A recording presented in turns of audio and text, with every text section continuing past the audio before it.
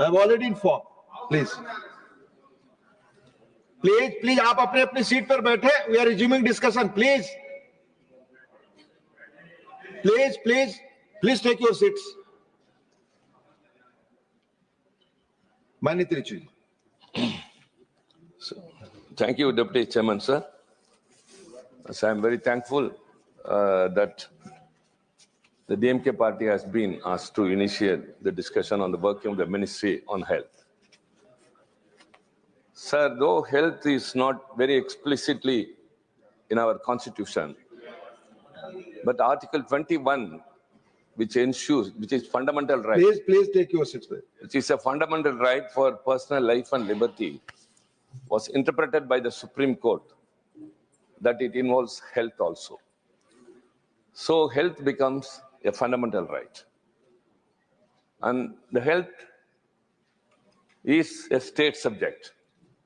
And as per the concurrent list, there are certain responsibilities with the union government also about the medical education, controlling the population and family planning and all other things. Sir, in this situation, the union government has a very important role to take care of the states also by way of funding and financing them. But in India, though health is a right, fundamental right, as per the Supreme Court's verdict, it is a privilege only to meant for those depending upon the geography and wealth. A quality health care to millions of people are not able to be accessed by way of need, only by way of where they live and how much they are affordable to pay. A government that seeks to this reality must invest in public health in both vision and commitment. But what actually the budget allocation for health in the union government, sir, the present government, it is only it has declined. It was 2.5% in 2017-18. Instead of going up, it has come down and now it is only 1.9%. How it is possible a country which has a population of 142 crore of people, in which 30,000 crore people are below poverty, they are poor people, and around 40 crore people are middle class. So considering those people, the government should have allocated more funds to the health, but it is not so. Compared to other countries, sir, the United States has allocated 9.7% of GDP to public health. China spends 2.9%, and even Sri Lanka surpasses at 1.9%, but for India is only 1.4%. This is very sad. Even a small country, Sri Lanka, has surpassed us. So what actually is in the mind when you are to take care of the people of their health, the budget allocation when it is so less, and the saddest part is the amount allocated for research is only 3,900 crore. What the word who suggests or the standard which has been deputed is totally does not match with what we are handling. Sir, though the union government plays a significant role, it doesn't take all these things into consideration. Just 4.4% of the ministry's budget is spent towards health research. That is, you know how much, sir? 0.02% of our GDP. Actually, the WHO has suggested it should be at least 1%. Even the Standing Committee on Family and Health and Family Welfare has recommended that it should be 0.1% at least. But actually it is 0.02, whereas the other countries, United Kingdom spends 0.65% and United States is at 0.44%. Sir, this standing committee's recommendations are not taken into consideration. Research is very important as far as health is concerned. So the budget allocation is very much less. It's only less than 2%. And the research is much lesser than the GDP, that's 0.02%. Take, for example, the state governments. The Tamil Nadu state government has allocated 4.9% of its total expenditure towards healthcare. So it must be taken as a cue. The government health expenditure as a share of GDP in other countries. I'm very sorry that when I'm speaking in the parliament, it will go across the world. I'm very sorry to depict my nation in such a sad situation, but the government has to take the responsibility. It's our responsibility to point out, compared to other countries. See, even Thailand is 3.6%, and Brazil is 4.3%. South Korea is 5.4%. But in our country, the government's expenditure towards health is so sad that we stand at only 1.4%. So they have to take into consideration that it is not a thing that should be overlooked just like that and say these things and impose upon. So the medical education is vested with the union government instead of controlling the population. See, for example, we are raising the issue of delimitation, that we may have a very bad consequence if the delimitation is done on the basis of population. Why, sir? In 1976, an amendment was brought in the constitution that birth control will be implemented across the country uniformly, and then only delimitation can be done, and it was deferred to 25 years after. And even in 2001, when Vajpayee ji was the prime minister, he also deferred it to 25 years since the population has not come to a level. The same situation prevails now also. In 2001, the population was 100 crore, and in 2011, it became 120 crore. And now it is 142, whereas the southern states have controlled the population, whereas the northern states have gone. So the government should have concentrated that uniformly the population should have been controlled and family planning should also have been implemented.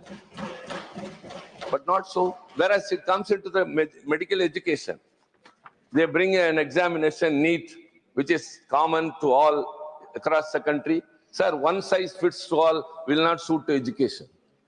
Every state has, see, Tamil Nadu has got 79 medical colleges, the highest in the state, in the country. We give a very good education. Everyone is appreciating. That all apart. You introduce NEET, which doesn't suit to one part of the country.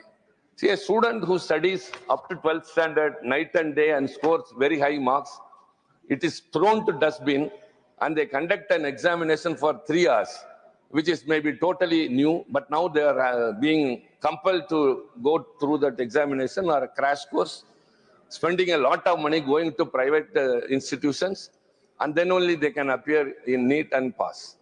So this NEET examination, it must suit to the states. And so with the power with the state government, we have passed a legislation in the state government.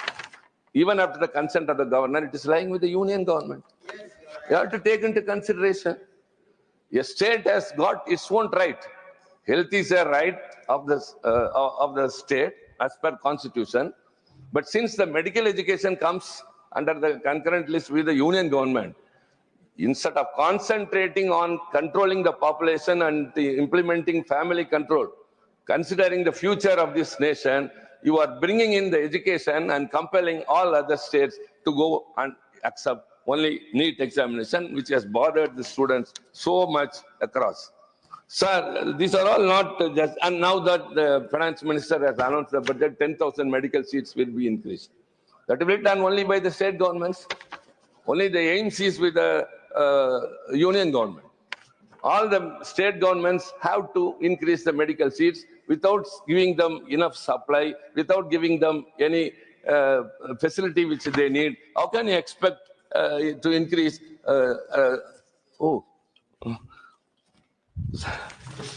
So I have to run fast. And sir, the WHO standard, it says that it's very, very important. The patient doctor population, it must be 1:1,000.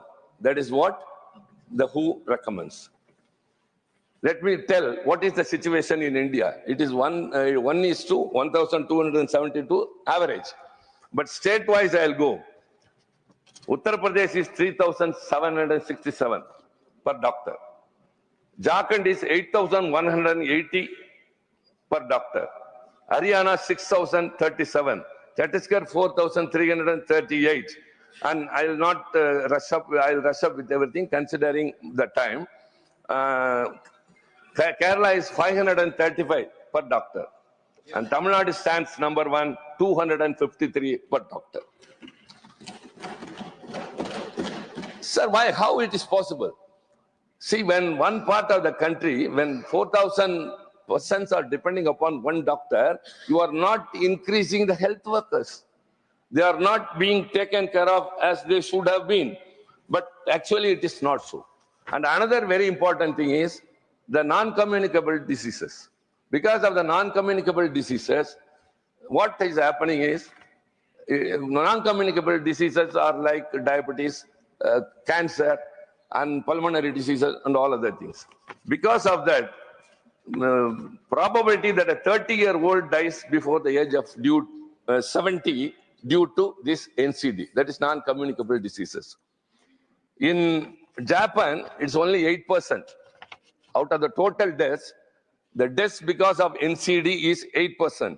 UK is 11%. USA 14, Brazil 15, China 16, Bangladesh 18, Vietnam 20, Malaysia 22, India 24. Again, I feel sad and sorry to say all these things. The non-communicable diseases are not brought under control. Whereas Tamil Nadu, what it has done is, I will rush up with bullet points. Tamil Nadu diabetic foot care policy, because it is one of the non-communicable diseases. And mental care wellness.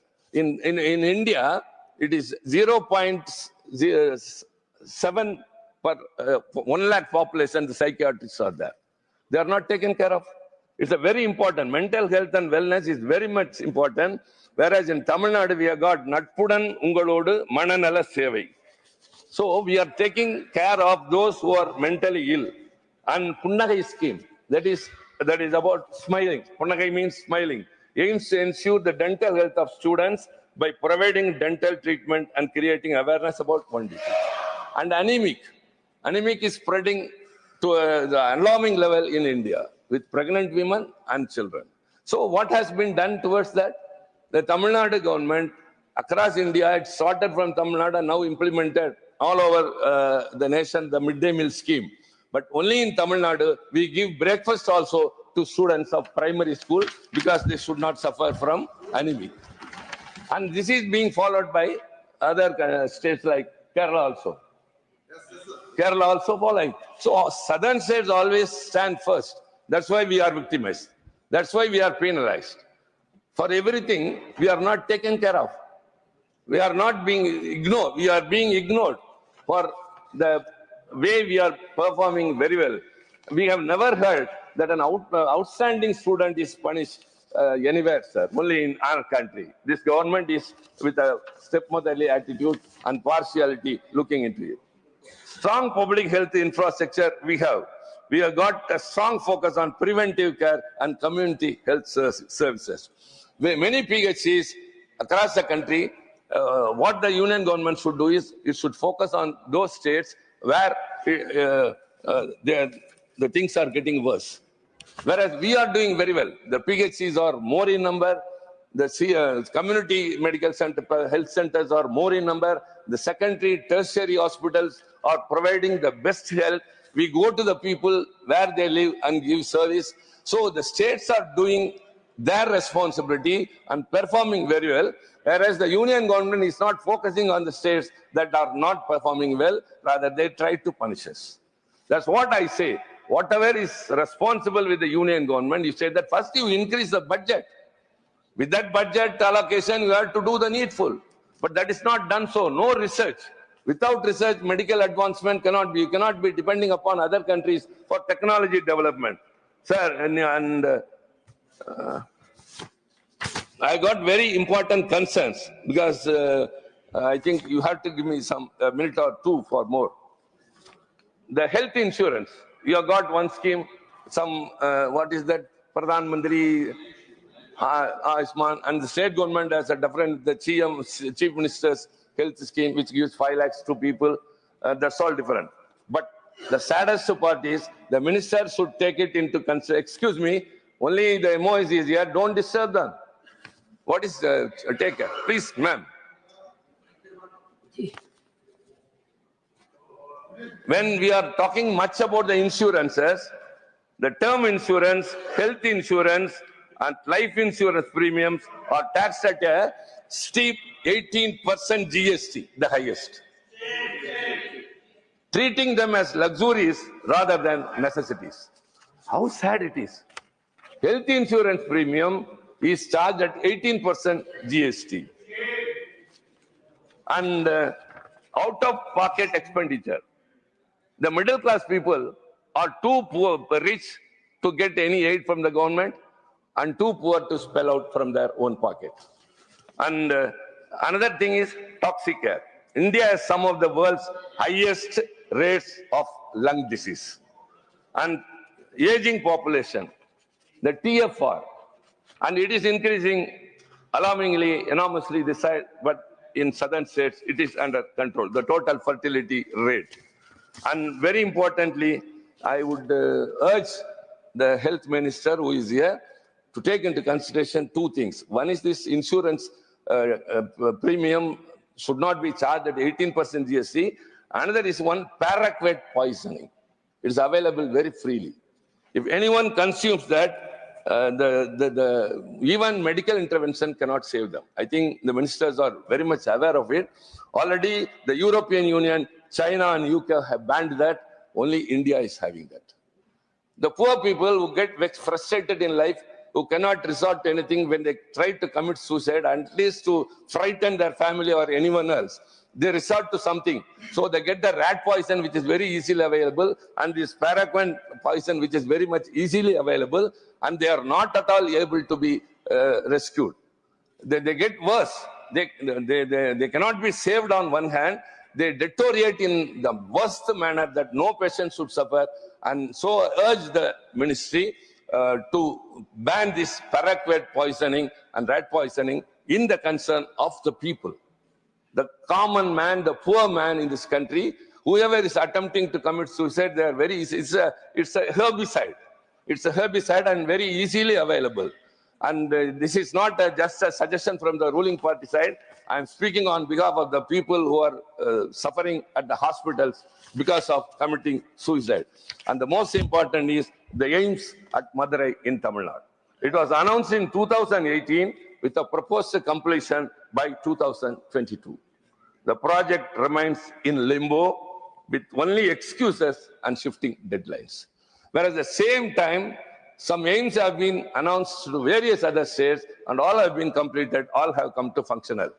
That's why I say, don't look with a partisan eye the states. You have to look all the states as one. I have repeatedly told, we consider that we are a part of India and the union government has to consider the state of Tamil Nadu as a part of India. And so also, healthcare is not a very easy thing. Many are suffering, not able to get a quality access to quality care because of the hospitals. In Tamil Nadu, 50% is government hospitals, 48% is private, whereas in other parts like Uttar Pradesh and all, only 26% are government hospitals. So the government hospitals are not so easy. Anyone who has got an opportunity, please come and see the hospitals, government hospitals in Tamil Nadu, the best ever. Nobody will go to a private hospital if they enter into the government hospital.